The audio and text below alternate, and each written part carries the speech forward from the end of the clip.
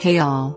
Today I'm gonna share how to make Allium Giganteum Flower Plant with clay. For the base of the flower, make a small ball of aluminum foil and cover it with purple foam clay. Cover a stick with green foam clay. Attaché them. Make small drop-shaped petals with lighter to darker shades of purple foam clay. Attach petals of light to dark purple shades from top to bottom of the purple ball.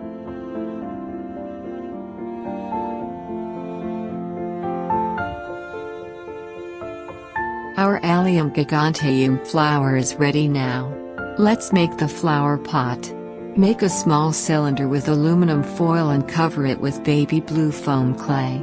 Add some brown foam clay on the top as soil. Attaché the flower on the top. Now make some leaves with various shades of green and attach as I'm showing. Time for the final look. I hope you enjoyed watching.